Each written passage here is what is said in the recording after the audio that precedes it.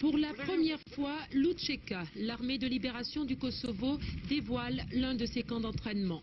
Loin des regards indiscrets, en plein maquis, ces hommes, encadrés par des officiers professionnels, se préparent avant d'être envoyés sur le front. Ils s'entraînent 9 heures par jour. Ici, cours de combat au corps à corps. Ces soldats sont jeunes, moyenne d'âge 20 ans. La plupart n'ont jamais combattu. Ils sont tous volontaires, venus de Suisse, Allemagne ou Belgique.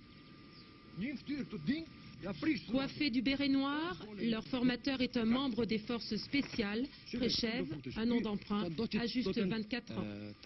J'ai été formé avant la guerre et j'ai déjà combattu au Kosovo.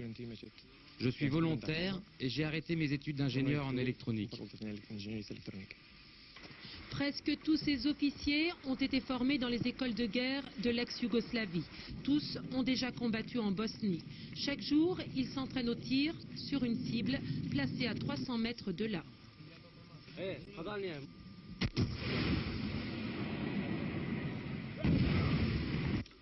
Face à des forces serbes suréquipées, l'UÇK manque d'armes. Nous avons vu de gros hélicoptères américains se poser quotidiennement sur des bases de l'UÇK, peut-être pour y livrer des armes, personne ne le confirmera. Nous manquons d'armes sur le front. Nous avons besoin d'artillerie lourde, d'armes anti-chars. Le commandant de ce camp tient à garder l'anonymat. Venu de Suède, il appartient à la branche démocrate de l'UÇK, une armée encore très divisée.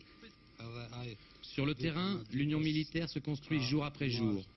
Les représentants politiques de l'UÇK, marxistes et démocrates, doivent eux aussi s'unir pour gagner.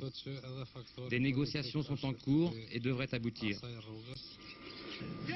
Cette terre connue est devenue le champ de guerre de l'UÇK. Nous luttons pour la libération, pour l'indépendance du Kosovo.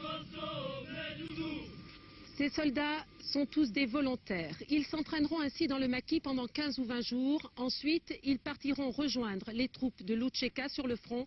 Les combats se déroulent à quelques kilomètres d'ici seulement.